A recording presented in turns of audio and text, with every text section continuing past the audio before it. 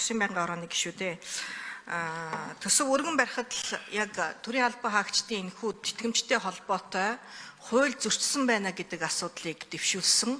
Төрийн байгуулалтын байнгын хороон дээр албан ёсоор тогтоол гаргаж хууль зүйн дүгнэлт гаргуулсан.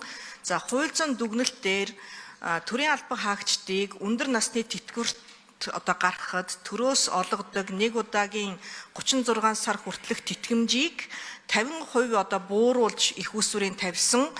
27 он руу 50% нь шилжүүлсэн ил явдал нь хууль зөрчсөн байна, эрх зүйн үр дагавартай байна гэдэг ийм дүгнэлтийг ирүүлсэн байгаа.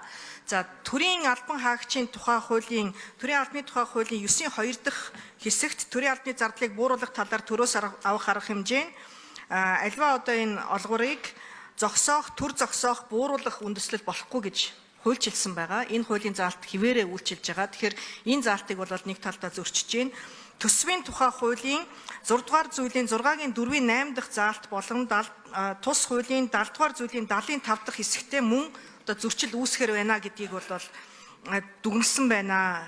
Төсвийн тухай хуулийн 6-гийн 4-ийн 8-д төсвийг зохистой удирдах үр авлага үүсгэхгүй байх зарчмыг бол хуульчилсан байдаг. Тэгэхээр энэ бол эрх он руугаа үр үүсгэж байна гэсэн үг. За мөн тус хуулийн 70-75 дээр үр авлага үүсгэсэн албан тушаалтанд албан тушаалаас нь чөлөөлөх үндэслэл болно гэсэн энэ заалт бол бас эрх зүйн үр дагавартай байна гэдгийг бол заагаад өгчихсөн байгаа. Тэгэхээр төрийн байгуулалтын байнгын хороон дээр дэмжигдсэн саналыг та бүхнийг дэмжиж энэ хуулийн зөрчлийг арилгаж өгөхийг хүсэж байна. Бид альва хууль тогтоомжийг өөрсдөө мөрдөж байх ийм үүргийг хүлээж байгаа хүмүүс шүү гэдгийг бас энэ дашрамд хэлмээр байна.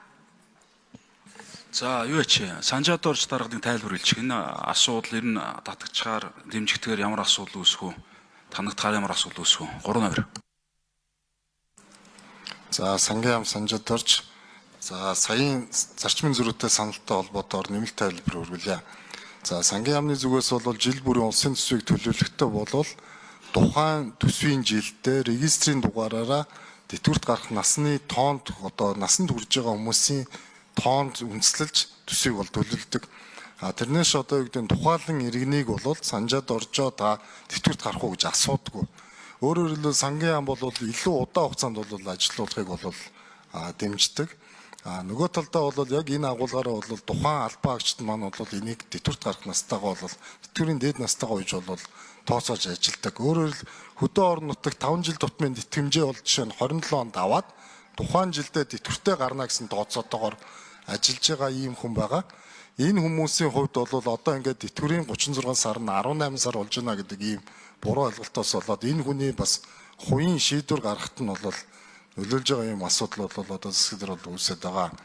Тэгэхээр бид нар бол энэ арга хэмжээг бол өмнө нь яаж авч хэрэгжүүлж ирсэн гэхээр энэ өөрөө урсгал зардал маань бол дотроо болол зохицуулт хийх эрх маань бол бүрэн байж идэг.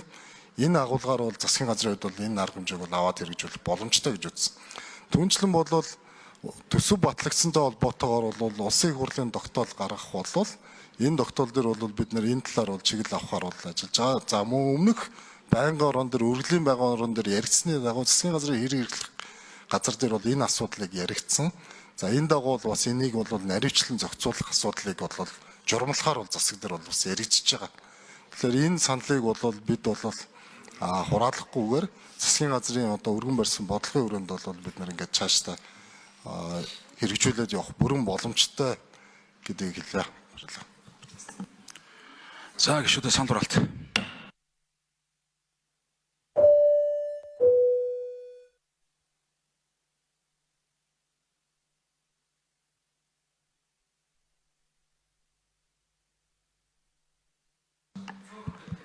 За төслийн 2 дугаар авсралтын